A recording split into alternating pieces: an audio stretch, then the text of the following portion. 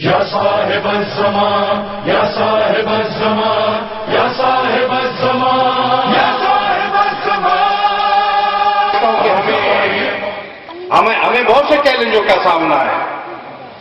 بہت بڑا چیلنج ہے کہ ہماری ملت کے اندر علم کی شمع اس انداز میں فروزہ نہیں ہے جیسے ہونی چاہیے. علم سے وابستگی اتنی نہیں ہے جتنی ہونی چاہیے. دینی مدارس اور مراکز کو مضبوط کرنا اور توانا کرنا یہ ہماری ذمہ داری ہے. دینی مراکز کسی قوم کی نمائندگی کرتے ہیں، اس کے کلچر کی نمائندگی کرتے ہیں، اس کی ثقافت کی نمائندگی کرتے ہیں. لہذا دینی مراکز اور مدارس کو مضبوط بنانا، علماء کا احترام اور علماء کی عزت و آبرو کو محفوظ کرنا یہ ہم سب کی ذمہ داری ہے. مرجعیت کا تحفظ ہم سب کی ذمہ داری ہے. میں وارننگ دے چکا ہوں لوگوں کو جو مرجعیت کے خلاف حرزہ سرائی کرتے ہیں، ان کو باز آ جانا چاہیے. قائد کے فرمان پر جان بھی قربان ہے، قائد کے فرمان پر جان بھی قربان ہے، ساجد کے اعلان پر جان بھی قربان ہے. حاضری تشیع کے خلاف جو سازشیں اندرونی ہیں، میں آپ کے ذریعہ بانیان مجالس کو متوجہ کرتا ہوں کہ مجلس کا احترام کیجیے. اگر آپ نے مجلس میں ایسی بات کی جو اصول تشیع سے مطابقت نہ رکھتی ہوئی یا جس میں مرجعیت کا احترام نہ ہوا، تو مجلس کی عزت کی پامالی کا سبب آپ بنیں گے. نوٹ کر لیجئے اس بات کو. میں بہت کنٹرول کر رہا ہوں، بہت روک رہا ہوں. میرا موضوع نہیں ہے. میں ان باتوں پہ اپنی قوت کو صرف کرنا بے عقلی کا غیر دانشمندانہ عمل سمجھتا ہوں. اس لیے بار بار میں متوجہ کر رہا ہوں. مجھے لوگ پوچھتے ہیں مجھ سے، بین الاقوامی سطح پہ لوگ پوچھتے ہیں کہ پاکستان میں کون لوگ ہیں جو تشیع کے حوالے سے حرزہ سرائی کرتے ہیں مرجعیت تشیع کے حوالے سے. اس لیے تشیع کی مرجعیت کا احترام کرنا آپ کی ذمہ داری ہے. درود پڑھ لیجئے بلند آواز سے.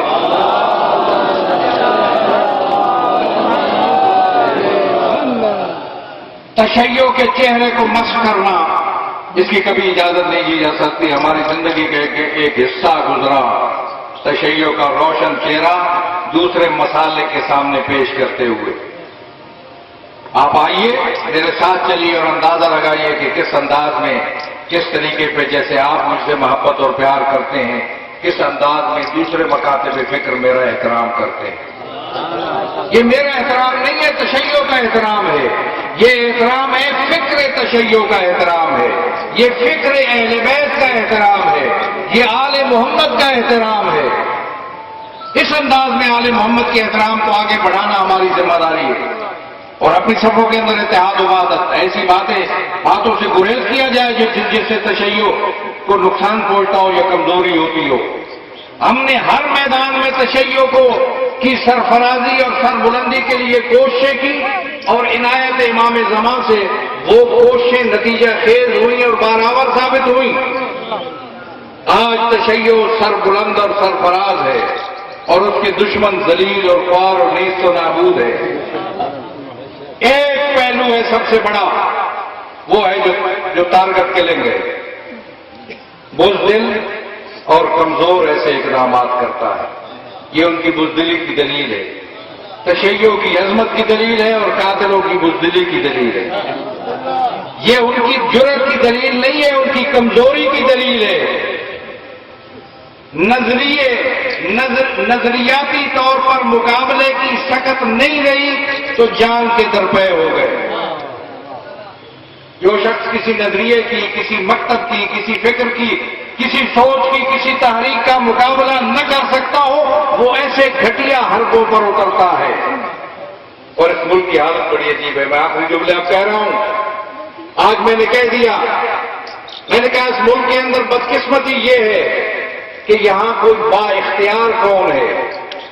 ایک تو یہ جو مارنے والے ہیں یہ کسی کے اعلی کار ہیں، کسی کے بھیجے ہوئے ہیں، کسی کے مزدور ہیں، کسی کے کرائے پہ کام کرنے والے ہیں. ان کی پشت پر کس کا ہاتھ ہے یہ موجودہ حکومتوں کو بتانا چاہیے. یہ اس نعرے سے آئے ہیں کہ ہم ملک کے اندر جمہوریت کو فروغ دیں گے، اس نعرے سے آئے ہیں کہ اس ملک کے اندر انصاف کو فروغ دیں گے، یہ نعرہ لے کر آئیں گے کہ اس ملک کے اندر تبدیلی لائیں گے۔ میں کہتا ہوں خیبر پختونخوا کی حکومت کو کہ کل جو واقعہ ہوا شہید قائد کے گھر میں، یہ بہت بڑی زیادتی ہے۔ شہید قائد کی مسجد میں، ان کے جو مدرسہ ہے اس کی مسجد میں جو واقعہ ہوا جب بہت سے آدمی شہید ہوئے، جہاں شہید قائد کا جوان سال پوتا بھی شہید ہوا۔ یہ بہت بڑی زیادتی ہے جو ناقابل برداشت ہے، ناقابل تحمل ہے۔ کیوں ہو رہا ہے یہ واقعہ؟ اس کو ٹیسٹ کیس بناؤ اور بتاؤ یہ لوگ کون ہیں اور ان کی پشت پر کون ہیں۔ میں دیکھ چکا حکمرانوں کو، ان کے پاس کوئی اختیار نہیں تھا، ان کے پاس کوئی اختیار نہیں تھا، وہ بے بس تھے، اور ان کے بے بسی کا مجسمہ تھے وہ لوگ۔ موجودہ حکمران جو آئے ہیں تو انہیں جرأت پیدا کرنی چاہیے، جرأت پیدا کرنی چاہیے اور جرأت پیدا کر کے حقائق کو برملا کرنا چاہیے۔ میں 2010 کے سانحہ عاشور کے موقع پہ کہہ رہا ہوں کہ حقائق بتاؤ کہ سانحہ عاشور کے مرتکب کون تھے، ان کی پشت پر کون تھا، ان کے پالنے والے کون ہیں، ان کو تیار کرنے والے کون ہیں، ان کو تحفظ دینے والے کون ہیں۔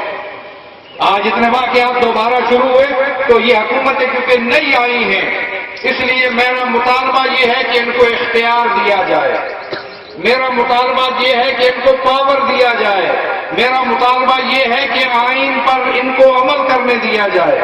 یہ جملے نوٹ کیجئے اور یاد کیجئے اور سوچئے گا میں کیا کہہ رہا ہوں۔ میں اس سے خائف نہیں ہوں، مجھے کوئی مشکل اس انداز میں نہیں ہے، میں بہت مطمئن ہوں کہ تشیع کی جان و مال کا تحفظ اس ملک کے اندر ہو کے رہے گا۔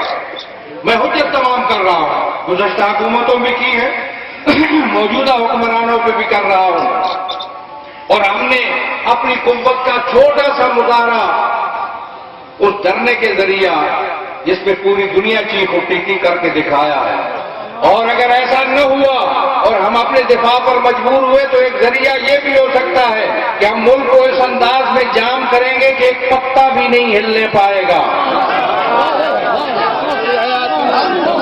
اور جو لوگ اس دھرنے میں شرکت کے لیے آئے وہ واپسی کا سوچ کے نہ آئیں۔ بہت ضروری ہے یہ بات۔ قائد کے فرمان پر جان بھی قربان ہے، قائد کے فرمان پر جان بھی قربان ہے، ماجد کے اعلان پر جان بھی قربان ہے۔ آئے ہماری درسگاہ، کربلا کربلا آئے ہماری درسگاہ، کربلا کربلا، ہماری تاریخ ساجد کا ایک قدم بڑھاؤ، تمہارے ساتھ ہے۔ آئے ساجد قدم بڑھاؤ۔ ہماری تاریخ تشیع کے شہداء کے خون سے رنگین ہے، ہم کبھی گھبرائے نہیں، کبھی پیچھے ہٹے نہیں۔ اولاد ابی طالب نے اس راستے میں بڑی قربانیاں دی، طالبیون تاریخ میں ان کو کہا جاتا ہے، سادات کو اولاد ابو طالب، پوری ہسٹری ہے، تاریخ ہے۔ خانہ زہرا سے لے کر مسجد کوفہ سے ہوتے ہوئے کربلا کے میدان تک کتنے مناظر ہم نے دیکھے، دل ہلا دینے والے، ناقابل برداشت، اور وہ ہمارے لیے نمونہ عمل ہے۔ بہت سے دردناک منظر ہم نے دیکھے، اور ایک بڑا دردناک منظر ہے جس کو میں بیان کرتا رہتا ہوں کہ جب لک و دک صحرا میں پڑی تھی لاش حسین ابن علی کی، اور ندا دی عمر سعد نے میں ینتدب للحسین، کون ہے جو حسین کے جسم اطہر کی بے حرمتی کرے؟ معمولی جملہ نہیں ہے، کیا گزری ہوگی بہن کے دن کے اوپر، یہ سن کے کیا سوچا ہوگا بہن نے کہ میرے بھائی کے ساتھ کیا ہونے جا رہا ہے۔ 10 ناجیب انسان جنہوں نے اپنے گھوڑوں کو تازہ زمیں لگائی ہوئی تھی آگے بڑھے، سنتے رہتے ہو نا کہ مغرب کے گھوڑے مشرق چلے، مشرق کے گھوڑے مغرب چلے، تاریخ کہتی ہے اس انداز میں چلے وہ گھوڑے، اس انداز میں چلے وہ گھوڑے کہ رزو صدرہ بظہرے، سینے کی ہڈیاں پشت کی ہڈیوں سے جا ملی۔ آئیے نا بہن لاش کے اوپر پہچان نہیں سکی، کہا انت اخل حسین، میرے بھائی حسین تم ہو، کہا انت ابن امی فاطمہ الزہرا، میری ماں فاطمہ کے لاڈلے تم ہو، رخ کیا مدینے کی طرف، یا جدہ صلی علیہ ملیک السما، نانا تجھ پر تو آسمان و زمین کے فرشتوں نے درود بھیجا، وہذا حسین مرمل بالدماء مقطع الاعضاء مسلوب الامامت والرضا، میرا بھائی حسین خاک و خون میں گرتا ہے، اٹھایا بھائی کی لاش کو آگ کے ہاتھوں کے اوپر، رخ کیا آسمان کی طرف، کہا اللہم تقبل منا ھذا القربان، بار الہم اہل بیت کی یہ قربانی قبول فرما۔